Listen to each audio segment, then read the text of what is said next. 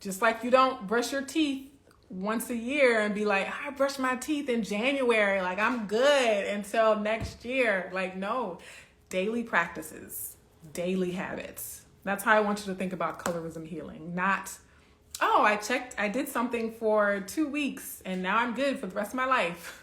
It's like, no, it's more of a hygiene practice. And so when I say habits, I do indeed mean habits.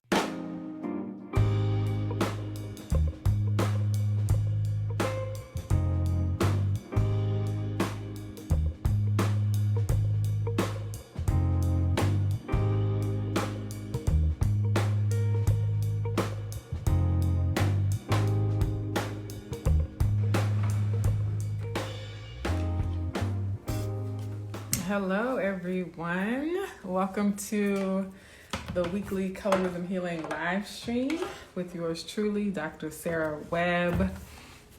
I do these every Monday at this time, which is 7 p.m. Eastern Time. This week's topic, yes, we are finishing out the month of February with the love, self-love, and affirmations for dark-skinned women. So today I'm talking about 4 habits that will help you heal from colorism. This is a carryover from a live I did a couple of weeks ago that I didn't get to finish. And so I was talking about cultivating self-love as a dark-skinned person. And there are some practices, some regular habits that I recommend. And so I want to kind of share those and also kind of coach you all on how to apply or use those habits if you like. And yeah, so as usual, I'll be taking questions and comments also, especially if it's on topic. So I try not to get too off topic. So still feel free to ask whatever question you have. I might just have to pin it for another live stream. Some announcements. There is still merch available. I still sell t-shirts. This is one of my favorites. I think it's also a fan favorite. I see color and I love it. Comes in different colors, there's also one that's just like either all black or all white writing. Also, I have books out, right? I just announced that my Colorism Healing Workbook has a new cover this year, even though I published it in 2018. I updated the cover and I'm being more diligent about sharing the fact that it exists, because I do think it's a resource. A lot of times when we talk about colorism, people ask, oh, well, do you have resources that we can use? Is there something like a tool that we can actually use to work with kids about colorism? So yes, there are things that exist out there in the world that others have created, but that I have also created. And one of my favorite resources that I created this year is an affirmation coloring book designed for young kids. And all of those are available on my page, on my Instagram page, in the story highlight that says books. So if you have a hard time finding it, just go to my IG page and it's the first highlight on my profile that says books. The Colorism Healing Writing Contest is coming back this year, but it'll come back a couple of months from now, but it's never too early to start writing. And what else do I want to say?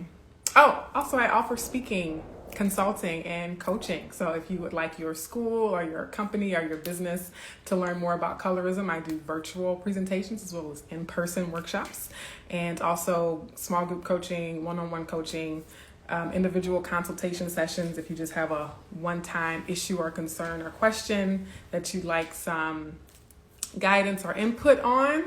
All of that is colorismhealing.com to learn more or to get in touch with me, okay? And so I turned off my DMs for new folks, but you can always email me at sarah@colorismhealing.com if you really need to get in touch with me. Welcome, folks.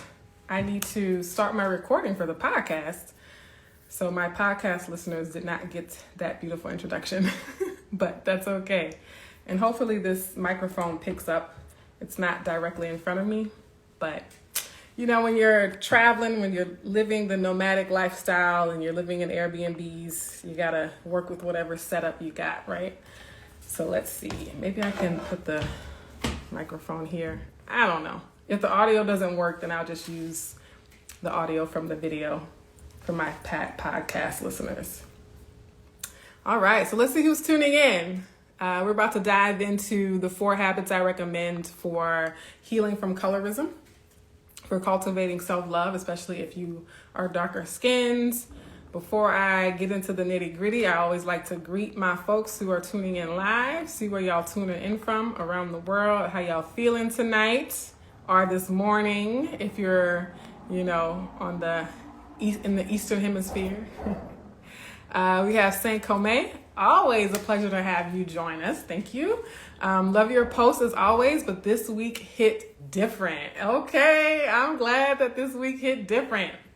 You just never know what's going to hit somebody when, right? Because it's all just serendipity. I don't believe in coincidences. I think things come to us at the right time. And so a commitment I made to myself was to follow all hunches and to pull no punches.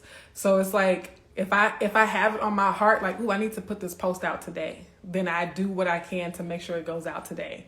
And on the same thing, if I'm like, I'm gonna delete this post for today. It might have been scheduled to go up, but I was like, I want to post this reel instead, or I don't want to post this video. I want to post this carousel post. I just try to go with my flow and just trust that, maybe I switched it up because somebody needed a particular message today. So I don't question it. I'm just like, I'm not going to second guess myself, or I try not to, right?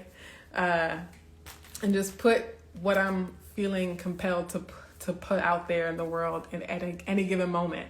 And so even my choice to focus on this self-love aspect of colorism healing for now, because so much of my content and so many of my live streams have been dedicated to teaching people about the systemic aspects of colorism and really explaining colorism to people so that they can understand it on an intellectual level. And I just felt the need to take a break from some of that, especially with my live streams, and really just love on darker skinned women in particular and girls for a while. And, some of my posts are still educative, I think. But yeah, I think people are searching. People are longing for hope and looking for inspiration. And so kind of leaning more into that a little bit. But also later in the year, I do plan to broaden it out from the individual perspective and look at the institutional and the systemic impact.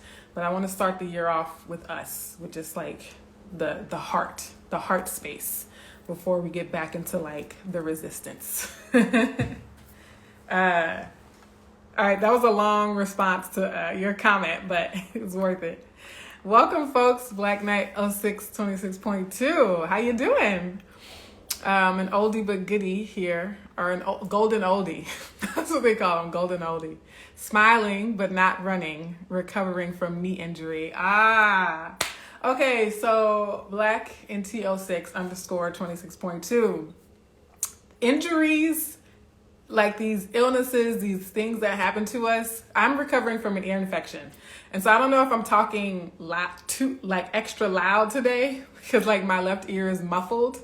But the recovery process over the past few days has shown me or reminded me how to be gentle and how to approach my life and my body with more ease, right? And so it's really, our bodies will instruct us. They will show us, they will teach us, they will call attention to us or call our attention to them when necessary. And so, strangely enough, as much pain as I was in, I feel like I have a better understanding of how to approach life and how to just really approach my day with care and gentleness and grace towards myself, right? And just really be okay, you can practice feeling at ease in your body.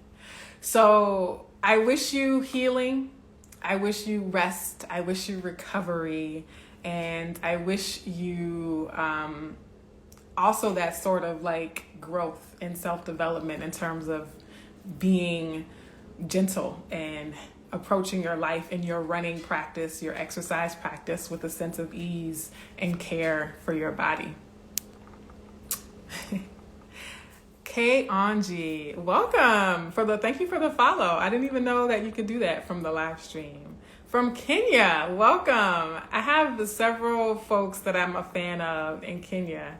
Some of them, I did a live stream with a couple of them before, so that might be of interest to you if you check my archives. I know Nellie, Alili, and Vert Berry Colorism are a couple of pages I recommend following.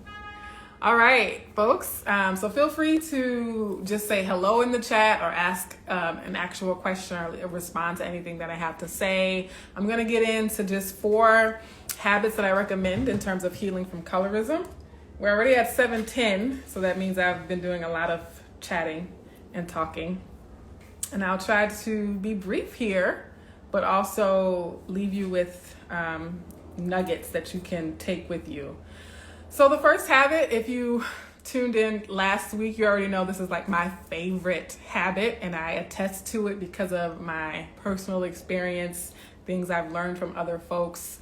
But that is to write specific affirmations for yourself. Having an affirmation practice is my first habit that I recommend in your colorism healing journey. And I say writing affirmations, but you don't actually have to create them or compose them yourself. You can gather them from other people. So if you want to go back to my live from last week, you can start with those affirmations.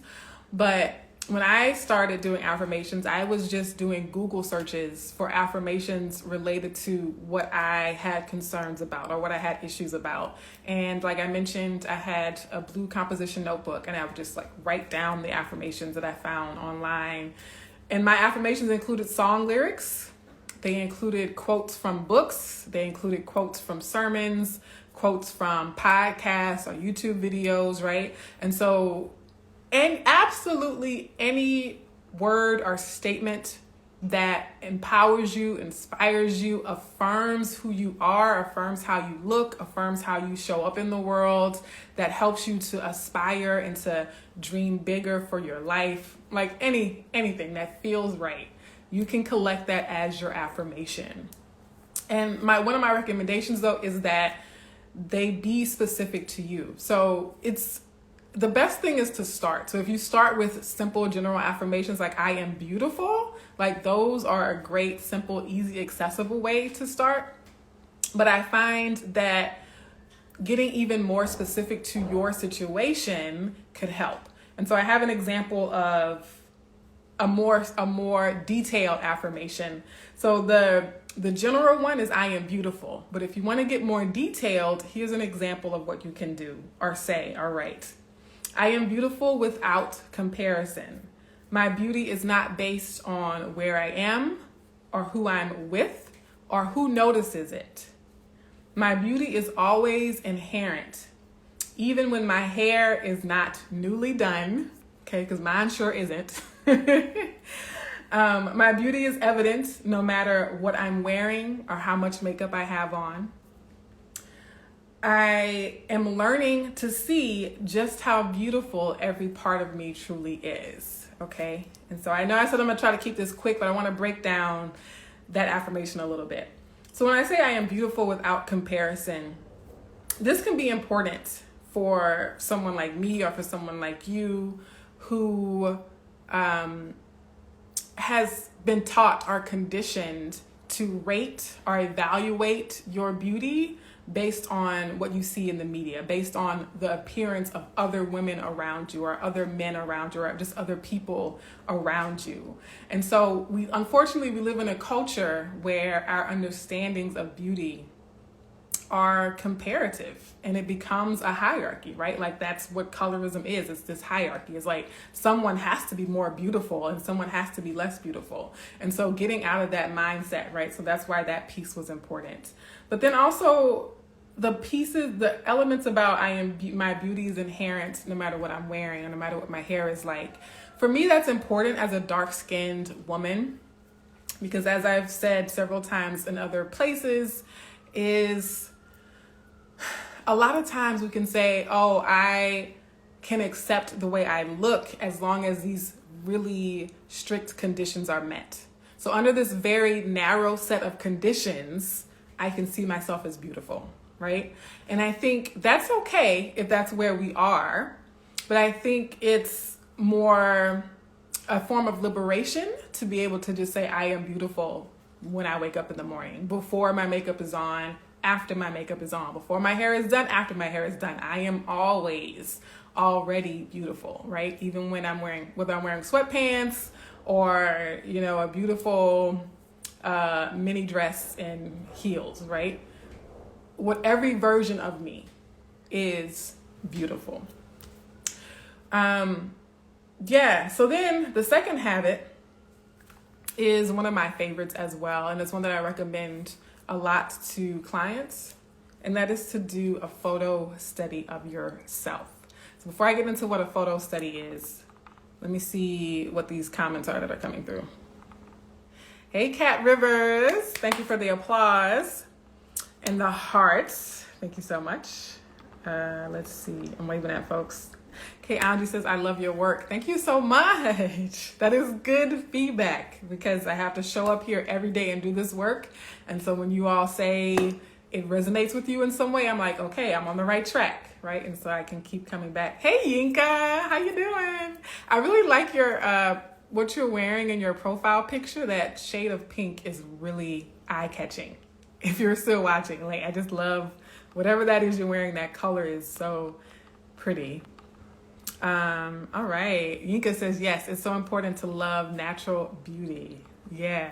And then that way you have fun when you choose to adorn yourself, right? Because I think honestly, sometimes adornment can feel like an obligation in order to be good enough, right? And so like, oh, I have to do this to my hair in order to feel good, versus I'm doing this to my hair because it's fun. Oh, I actually like this style, or I want to switch it up every now and then, right? And so I think, you know, I mentioned in a podcast a while back with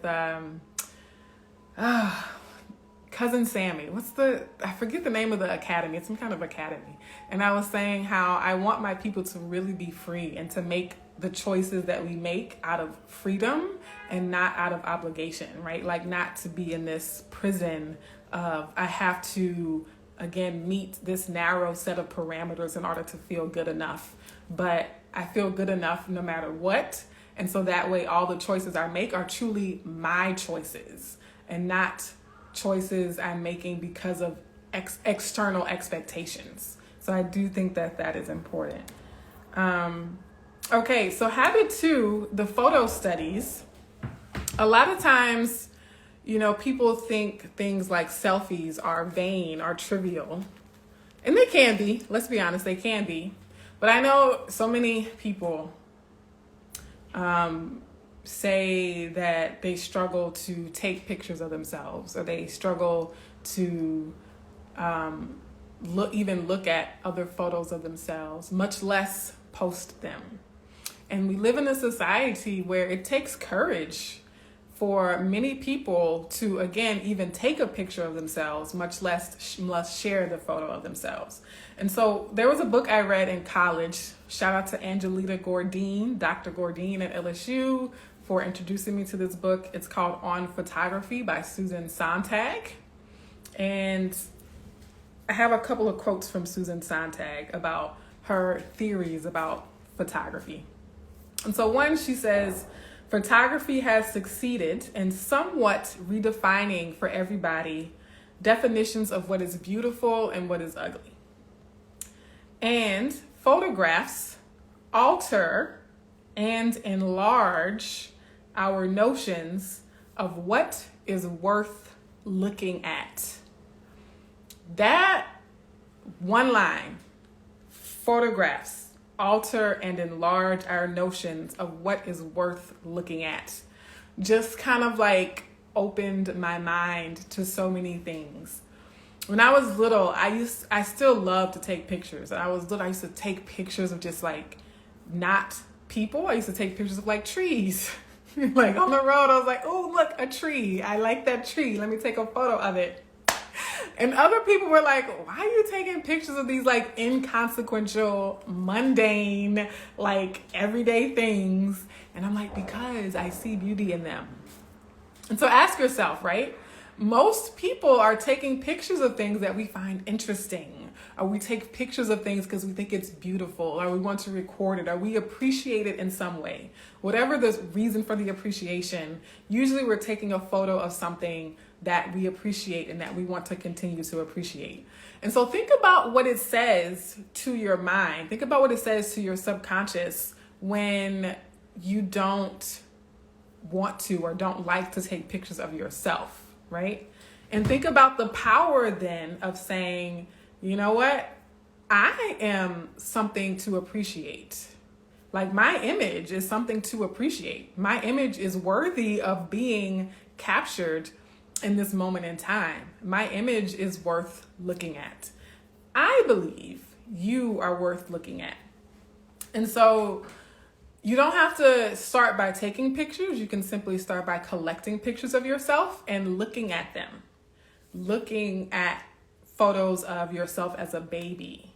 And just looking at it, just observing. Looking at photos of yourself when you were 6, when you were 20, when you were 30, when you were 50, however old you are now. Looking at current photos of yourself. And really getting comfortable with looking at yourself through your eyes, right? Because I think too, if we skip over actually seeing ourselves, the narratives, the social narratives are more likely to be convincing. Because we're like, oh, this is what people say I look like. This is what people say about me. But if you actually look and gather the evidence for yourself, then those narratives don't have as much power. You get to control the narrative when you are the one who's doing the looking. When they say beauty is in the eye of the beholder, you better make sure you are the one beholding. Okay? And also, I think this photo study is pure curiosity, pure experimentation, pure discovery. So if you start taking selfies of yourself, it's not to look cute.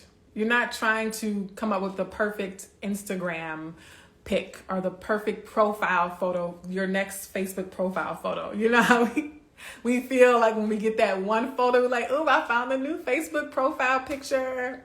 No, this is like pure observation, pure study. You really want to know what you look like.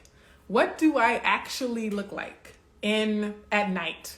What do I actually look like in this very dim lighting in this apartment with like harsh shadows on the wall? What do I actually look like in bright sunlight? What do I look like in the wintertime? What do I look like in the summertime? Just pure curiosity, not trying to look a certain way. And again, these are just for you. This photo study is not about posting these or sharing these. Like, that's not part of it. And then habit 3 is improving your media diet. So before I dive into that, let me see what these comments talking about. My Kimmin says, your enthusiasm is contagious. Yeah. Thank you. I try to bring good energy for you all. I am just so appreciative that you're here. I want you to feel good while you're watching. Monique for 10 says, it resonates with me. Thank you. Yes, I'm so happy to hear that. All right. So let's keep going. Thank you, Celor Mommy. I think that's the screen name. So this one is a big one. I've talked about my media diets or my media fasts in the past, and I highly recommend them. Improving your media diet is a simple equation, basic addition and subtraction. So you want to add media content that affirms dark skin, and you want to subtract media content that doesn't affirm dark skin, or subtract colorist content from your media diet. And subtracting explicitly colorist content is a good place to start, but I think over time you might also subtract content that's not necessarily overtly colorist, but also makes dark-skinned people invisible, or just doesn't represent or affirm dark skin in some way. So this is a gradual process. All of this is, think lifetime, lifestyle, long-term habits. I'm going to come back to that in a second. But this is definitely not just going to happen, and it's not just going to happen overnight. And so adding, I think, could be, obviously with the internet, it's much easier to add than it was when I was growing up. And definitely when some of you who are older than me were growing up, right?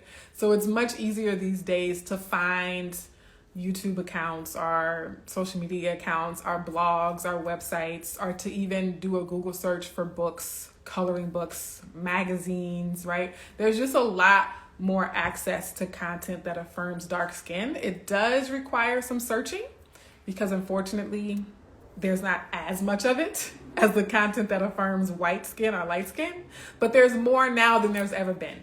Okay, I do believe that. I believe there's more dark skin affirming content than there's ever been. And that includes historical content too, right? Like the Grandasa Models is an account I recommend you follow. So, you know, in the 1960s, they started the Black is Beautiful movement, and they had a lot of like dark skin, natural hair models. So even going back in the archives and looking at older photos of beautiful dark skinned people, that's more accessible now because of digital technology. And so over time, you know, you don't have to like go from 0 to 100, like just one more magazine subscription or just one more YouTube account to follow, like just one more every week or every month that you find content to add. I will say too that it might be harder. I don't know what y'all think. I find it's harder to find movies and TV shows that affirm dark skin than social media stuff. I feel like there are a lot more YouTube, Instagram, TikTok accounts that love on dark skinned women than there are like major Hollywood movies or primetime TV shows. But I will say I do love Abbott Elementary. I loved Insecure when it was out. Other movies that, you know, dark-skinned people are producing and directing and writing for themselves.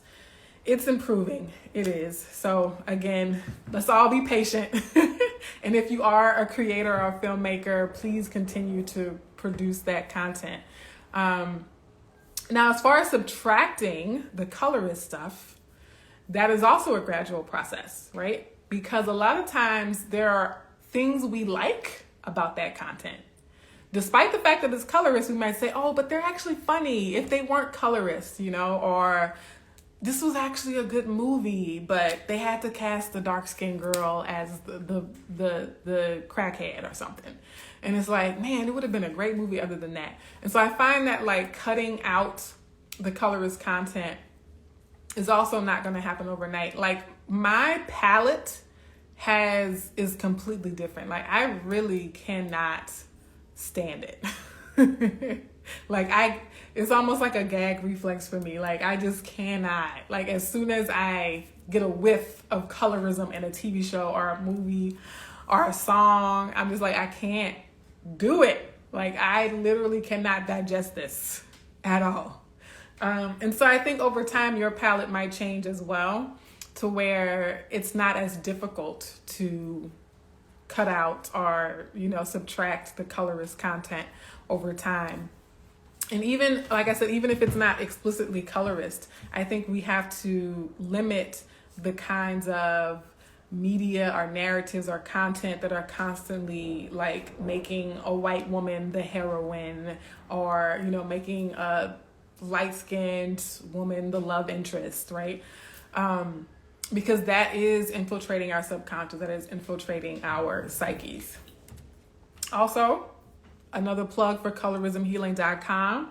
I do have lists of books, lists of TV shows, not TV shows yet, although I just got an idea. List of movies and films about colorism. They need to be updated. I'm not gonna lie, they could probably be updated because I wrote them a few years ago, but they're a place to start. They are a place to start. And then my last habit is adjusting boundaries in your relationships. So before I dive into that, let me see who these new folks are on here. Yinka says, yes, I agree. Saint Kome says, writing these down. Awesome. Also, this will be saved for playback as well if you don't get everything. Cat Rivers says, agreed. Saint Kome says, recently watched Best Man with Regina Hall and Morris Chestnut. It was on a major network for Valentine's. All right. Hello, welcome. Okay, so my last one, adjusting boundaries in your relationships as a habit.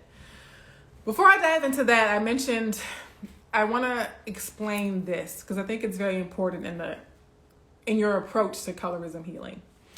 It's important not to think of colorism healing as a final destination that you just get to and then like, okay, I made it. I can unpack my bags. I'm here now. I can kick my feet up, right? Colorism healing is not a task that you check off your to-do list.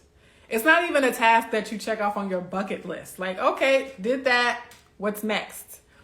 I think it's important for all of us to think about colorism healing the way we think of personal hygiene. And, you know, again, I was talking to Black NT, BLK NT 06_26.2 about his knee injury, right? And I was saying how I have am recovering from an ear infection. And so you think about those kinds of injuries, right? We're healing from those things, healing a knee injury, healing an ear infection. And, you know, so 7 days of antibiotics was like, I'm done, I'm good. And it's like, no, because there are habits that I should be engaging in to avoid getting another ear infection, right? There are habits, there are ways of maybe running and caring for your body to reduce the risk of injury.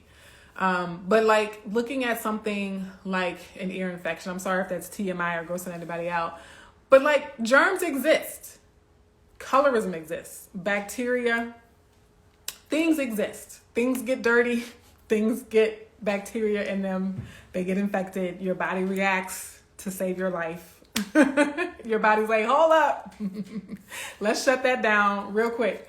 And so similar to colorism, if we think of colorism as as germs or as bacteria, it's out there. That's something that is a part of our reality. It's part of our current reality. And so colorism healing is not becoming immune to colorism. It's not becoming immune to the disease or the virus or the bacteria, but it's learning how to have a certain lifestyle or have certain habits, practicing certain spiritual, emotional, and mental hygiene to reduce the effects that those germs have on you, to reduce the effects that colorism has on you, on your physical body, as well as on your spiritual, mental, and emotional body, right? And so I always say, just like you don't brush your teeth once a year and be like, I brush my teeth in January, I'm good until next year. No, daily practices, daily habits, We don't wash our hair once every 10 years. These are things that we do regularly. We don't eat once on Monday and say okay, I'm done eating for February, right? Ongoing daily habits. That's how I want you to think about colorism healing. Not, I did something for 2 weeks and now I'm good for the rest of my life. It's no, it's more of a hygiene practice. And so when I say habits, I do indeed mean habits. All right. So the last one, adjusting boundaries in your relationships as a habit. That's good for colorism healing, but also one of the more difficult habits, right? If you want to start off with just one habit, you might start off with the affirmations or the photo study. Adjusting boundaries in your relationships is more complicated because it involves other people, right? The other 3 habits I recommended you could just do on your own. You can go off into a corner or go sit on your couch and you can do those habits. no problem. It doesn't require anyone else's, engagement or participation. But when it comes to adjusting boundaries in your relationships, it's a lot more complicated, okay? And so I'm not a relationship expert. I'm not a licensed mental health professional. I'm just sharing ideas. Disclaimer. But the first step to this habit is to identify where boundaries might be needed. And so really simply, just pay attention to how you feel around people. Just pay attention to like the groups of folks you're around when you feel most triggered. Do they call you at 2:00 in the morning to borrow sugar to make a cake that they don't need to make? Do they show up at your house without calling first? And you don't like that, right? Like some people don't mind. Some people say like, hey, anybody can show up at my house whenever without calling first. But if you don't like that, right? Understand that about yourself. In terms of colorism, does this person constantly say colorist jokes? Does this person constantly refer to your blackness when they get angry? Like, shut your black self up or sit your black ass down, right? Are they constantly saying those kinds of things?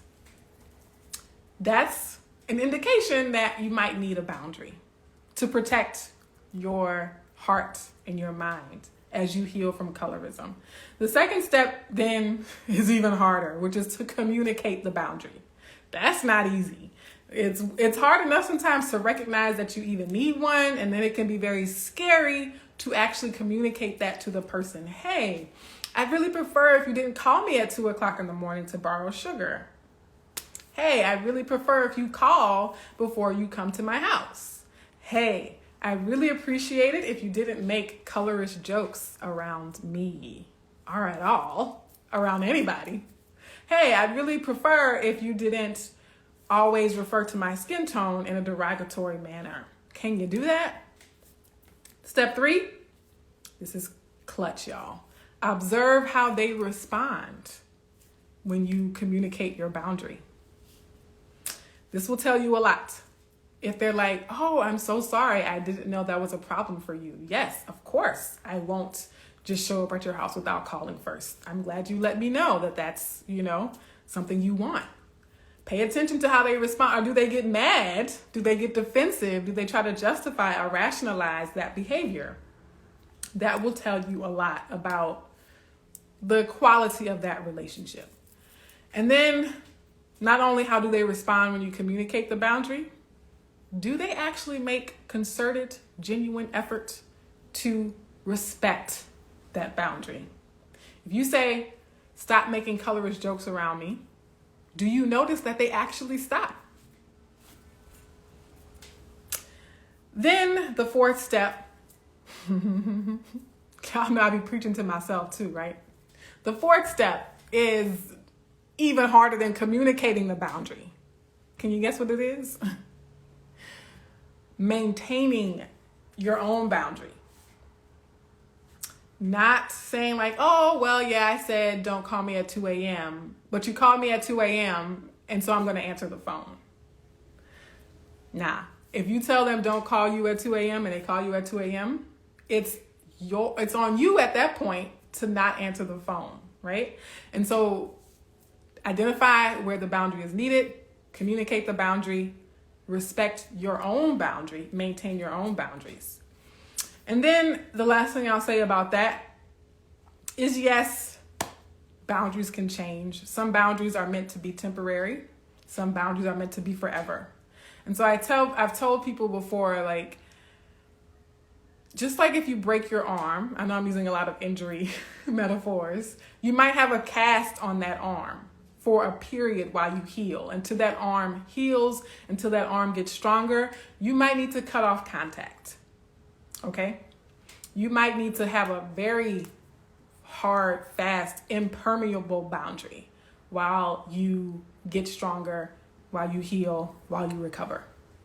And then with the help or consultation of a professional, you can say, okay, you know what? Now I'm ready to engage. Now I'm strong enough to engage, right? And I'm thinking about like maybe a friend betrayed you, and so like there's trauma there, and even if they're ready and willing to forgive or do better or change, like I need to heal before I even consider forgiving or opening up again, right? And then there's your commitment to your own boundaries. There's a form of self-betrayal. When we don't protect our own boundaries, it's like we betrayed ourselves. So a lot of times we talk about being betrayed by someone else, but oftentimes there are all these moments in our lives when we have betrayed ourselves. And that, a lot of times we have to heal from that. We have to forgive ourselves for that. And so my affirmation, I don't have a reflection for today because I feel like the whole talk was a reflection. It was like an exercise, homework that you can do. But I do have an affirmation for you all. Okay. All right. Yes, the color in me says it's ongoing. It is. It really is. Black Nettle 626.2 said, is there a TV program that is without colorism? So the one that I'm obsessed with right now is Abbott Elementary. I love Abbott Elementary. I was talking to someone else about this. I think I did a podcast interview. One, because it's actually created by a dark-skinned Black woman. That makes a big difference, right? Because I was watching Harlem. I tried to watch the first episode of Harlem, and I was like, I believe, correct me if I'm wrong, I believe it was created by a man. And no shade to men, but sometimes men don't write Black women the same way that Black women write Black women. And so Abbott Elementary was created by Quinta Brunson from a Black Lady sketch show, which I also love. And a few reasons why I like Abbott Elementary. One, it's created by a Black woman, dark-skinned Black woman, Quinta Brunson. Two, the dark-skinned Black woman is the main character. Three, there are 3 dark-skinned women in the primary cast. So like all the main characters, 3 of them are dark-skinned Black women. 4, they are not the supermodel, runway, Tika Sumpter, Kelly Rowland kind of dark-skinned Black women. They are full-figured, full features, not, straight or super thin, right? They have like regular Black women's bodies, full faces. They are allowed to be imperfect. They're allowed to be strange, weird, quirky. They're all different from each other, right? Very refreshing to see that kind of representation. And it's not just on like HBO or Netflix, it's on regular TV. I don't know what channel, maybe ABC. I don't know, one of the regular TV channels, right? And so it's a kind of representation that even in Insecure, right? In Insecure, we had Issa Rae and Yvonne Orji as like the 2 central dark-skinned female characters, but they're both like really thin and, I don't know how tall they are, but they're thinner. And they're, I think, the storyline was a little more typical than what we see in Abbott Elementary, right? And so I think that's a TV show I recommend folks to watch. But also watch Insecure if you haven't. I love it still, despite that critique of it. All right. Oh, ABC. Thank you, Ginka. Pink Lady. So Abbott Elementary is on ABC. All right. So my affirmation that I have for you all is, and if you write this affirmation, you can switch the word you to I, okay? Matter of fact, I'm going to say it with the I in it. That way you hear it as if you're saying it to yourself. I deserve to invest in myself. I deserve to invest in my healing. I am worth the time and effort that healing takes. I am worthy of feeling, having, and getting better over time. And I can do it. Only I have the power to heal myself. I do have that power. And I hope I recognize it. I hope you recognize it. All right, folks. There are no other comments or questions. I'm going to let you go. I didn't do too bad on time. I'll be back next week with a conversation about how to increase confidence. I have my number one secret to being confident is what I'm going to be talking about next week. All right? Take care. Love you all so much. It means a lot that you have spent your Monday evening with me. Yay. Thank you, JMD Mommy. Beautiful as always. Cat River says thank you. Yay. I love giving you all the best that I have to give. Yes, this is me giving a part of myself when I do these lives. And writing the blog posts, right? I'm very intentional, like, okay, I am a writer, I am a word person, I am a teacher, a talker, and I want to give a piece of that. I want to give that energy to the people in my community and just like really basically giving you love. Like that's my love language, right? Are these live streams, the blog posts, the things I put on Instagram and TikTok, like that's my love language to you all.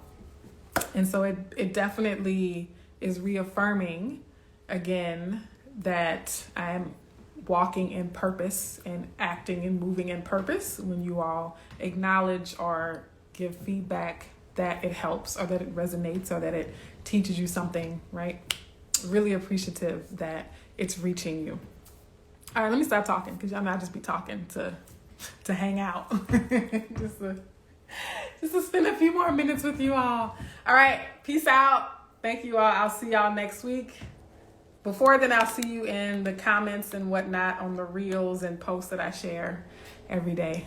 But I'll see y'all live next Monday to talk about my number one secret for being confident. All right. Mwah. Good night.